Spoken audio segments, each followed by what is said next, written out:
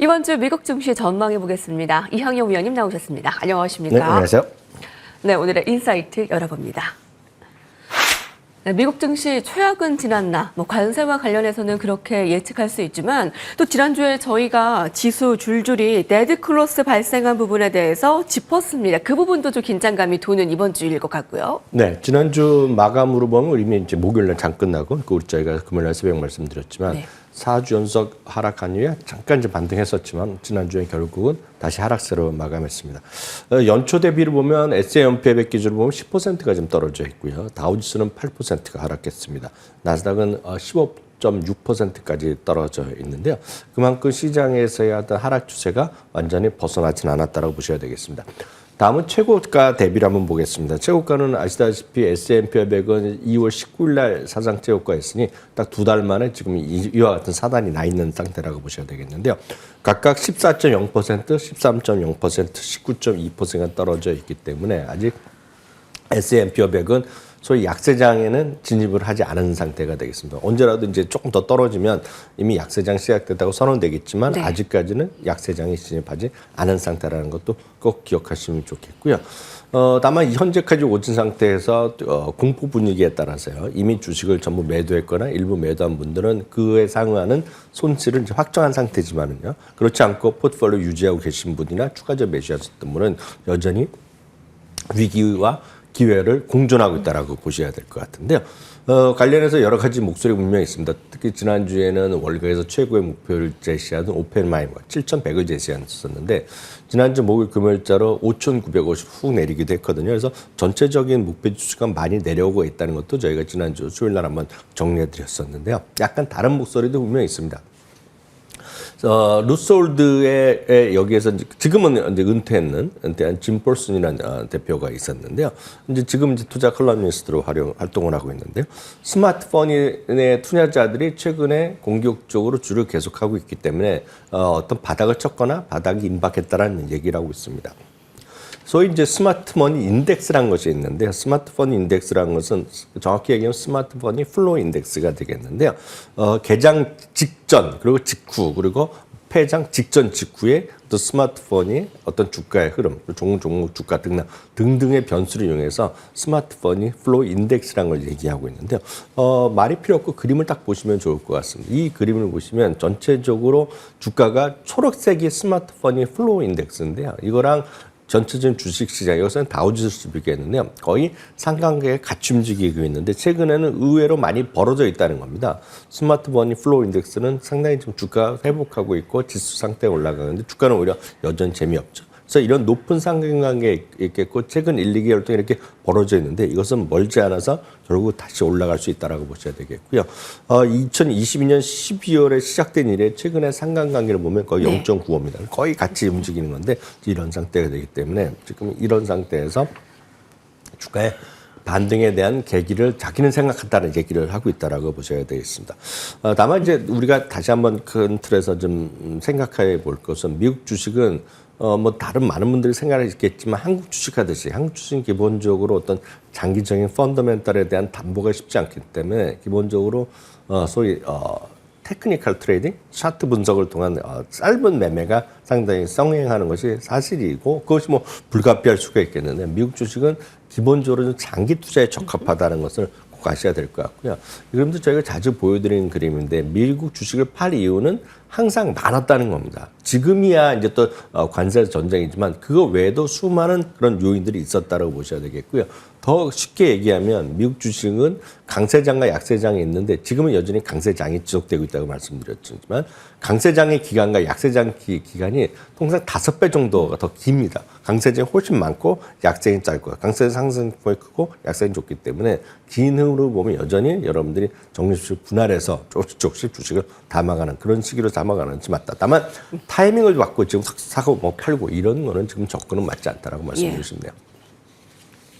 이미 매도하거나 비중을 줄이신 분들은 이제 손실을 확정시켰겠지만 지금 비중 유지나 더 매수하신 분들은 기회와 위기가 공존하는 상황입니다. 그에 따른 대응 전략 살펴봤고요.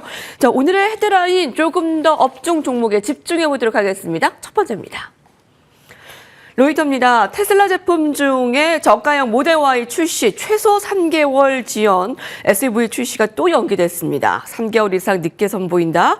이거 영 반가운 소식은 아닌데요. 또 이번 주에 테슬라 실적 발표 주요한 일정 있잖아요. 네, 맞습니다. 로이터 통신에서 단독 기사를 쓰고 했고요. 소스를 한 2군데 정도 인용했다고 얘기하면서 소위 저렴이형 자동차. 그래서 많이들 얘기하는 거가 모델 Y의 를 가격에 한 20% 절감한 거를 얘기하고 있죠. 그래서 크기도 작고 뭐 용량도 작고 뭐 이런 것들을 얘기하는 것인데요. 작년부터 꾸준히 얘기 나왔던 겁니다. 그래서 작년에 그 9월 정도로 제가 기억하는데 일론 머스크가 금년 상반기에 뭐 반드시 만들어야 된다고 얘기했는데 이게 이제 지연될 거란 얘기를 하고 있겠고요. 최소 3개월인데 여기서 말이 3개월이지 최소 3개월일지 내년일지 아직까지 확정되지 않았다는 얘기를 하고 있고 물론 테슬라는 이거에 관해서 코멘트를 안 하고 있는데 그래서 이제 일론 머스크를 비판하는 쪽에 있어 보면 일론 머스크가 계획된 약속을 지킨 적이 한 번도 없거든요. 그래서 항상 지연됐기 때문에 이번에도 별일 아니라는 사람도 있지만 기본적으로 아시다시피 최근에 전체적으로 테슬라에 대한 어떤 브랜드 이미지, 일론 머스크에 대한 브랜드 이미지가 많이 좀 약해져 있기 때문에 이거 자체를 기본적으로 호재라고 볼 수는 없겠고요. 기본적으로 악재 인식하는 사람이 많다라고 보셔야 되겠습니다. 특히 목표 주가만 보더라도 최소 한 달만 보더라도 최소 11군데가 목표 주가를 하향했다라고 보셔야 되겠고요. 지금은 일론 머스크가 늘 말씀드렸다시피 당장 이제 도지의 부서에서 장관직을 내려놓고 빨리 일론 머스크가 테슬라를 다시 본업에 복귀하는 것 그 정도부터까지 있어야지 될 것 같고요. 이번 주 발표 때 실적 자체는 뭐 큰 의미는 없을 것이다라고 네. 이해하시면 되겠습니다. 너무 큰 기대를 하지 마시기 바랍니다. 실적 자체에 대해서는. 네, 좀 인도령에 대해서도 좀 급감한 모습이 나오고 있는데 이번 주에는 뭐 기대감이 있는 편은 아닙니다. 이 테슬라의 실적 발표 큰 의미는 두지 마시고요. 앞으로 이 모델 Y에 대한 향방들 더 예의주시해야 될 것 같네요. 자, 다음 헤드라인 이어가 봅니다. 통신주에 주목하라. 실제로 S&P 500 지수가 거의 올해 들어서 7% 하락을 했는데 하락 테이프에서 이 지수를 능가하는 바로 업종이 통신주입니다. 통신 섹터의 방어주 목록을 직접 작성을 했다고요? 네, 맞습니다. 통신주라는 것이 아시다시피 우리나라 같으면 KT 이런 것들이 되겠는데요. 미국은 이제 우리가 얘기하는 이 오늘 기사에서 얘기하는 것은 통신 섹터뿐만 아니라 흔히 얘기해서 통신과 관련된 소위 전송탑이라든가 우리 여러분들이 보시면 이동통신에 관련된 안테나들이 있지 않습니까? 그런 리츠들을 망라하는 그런 기업들을 한 6개 정도를 얘기를 하고 있습니다. 여러분 생각하시다시피 이제 통신주라는 것이 우리나라도 마찬가지겠지만 이게 수출이랑 무슨 상관이 있겠습니까? 관세 영향이 없고 성장성 운동보다는 안정성이 있고 이런 것들이 기본적으로 좀 배당률을 좀 높이 지급하는 성향이 있다는 것인데요. 그래서 6종목을 얘기하고 있는데 이 중에서 많은 분들이 잘 아시는 것들 은 이제 버라이즌 같은 것이 대표적인 이동통신사가 되겠는데요. 특히 이제 목표 주가 대비 상당히 여유가 있다는 얘기를 하고 있겠고요. 배당 수익률은 지금 6%대를 제시하고 있겠고요. 리츠는 여러 개가 있습니다. 제일 유명한 것은 아메리칸 타워 같은 것도 있겠고 오늘 소개해드릴 것은 SBA 커뮤니케이션 전부 다 통신 타워 리츠를 갖고 있는 그런 회사들인데요. 이런 것들 위주로 보시면 되겠고 전통적인 AT&T 이런 것들도 많은 분들이 선호하고 오늘 이 기사에서도 집중적으로 소개하는 것들이 되겠습니다. 미국 증시 안에서 관세 불확실성에 조금 더 포트폴리오를 강화시킬 수 있는 방어적인 통신 주식 살펴봤습니다. 마지막 헤드라인입니다. 나이키 매수 타이밍일까요? 그러니까 최근에 브랜드 다양화와 관세 영향, 인기 저하로 부진 소식을 계속 좀 전해드린 바 있는데 다행히 매장 트래픽이 1월, 2월에 하락해서 3월에는 좀 나아졌네요. 네, 나이키에 대해서 의외로 지금 매수 의견을 낸 사람이 있기 때문에 잠깐 소개해드리겠는데 다시 말씀드리지만 극소수의 의견일 뿐이다라고 먼저 좀 말씀드리고 싶습니다. 목표 주가 $115를 제시하고 있는데요. 배경으로 몇 가지를 얘기하고 있습니다. 재고가 좀 소진됐다라는 얘기를 하고 있겠고요. 유통 채널의 어떤 균형도 좀 회복감을 보이고 있다는 얘기하고 있으면서 올해가 아니라 내년까지 지나가면서 회계년도에 실적이 상당히 좋아질 수 있다는 얘기를 하고 있습니다. 또한 이제 그동안에 상대적으로 부진해졌던 점유율도 회복할 수 있다는 얘기하고 있는데요.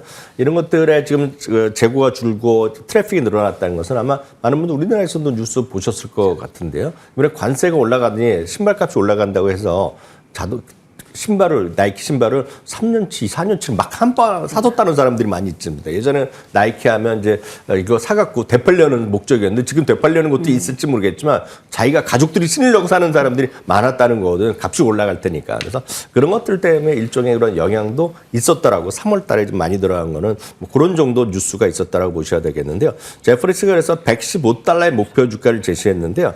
월가의 목표 주가 평균은 지금 $80 수준에 불과합니다. 그리고 전체적으로 보면 3월 이후에도요. 최소 14곳이나 목표 주가를 하향했고 주가가 아직까지 회복하대로 돌아섰다라고 생각하기에는 쉽지 않다라고 좀 보고 있고요. 그런 관점에 이런 주식은 많이 떨어진 주식은 내가 뭐 먼저 사겠다 이런 생각보다는 상당히 반등세가 안정된 다음에 좀 매수하더라도 추가 매수하더라도 늦지 않을까라는 생각. 약간은 보수적인 시각을 같이 전해드리고 싶습니다. 이양영 위원님과 함께했습니다. 감사합니다.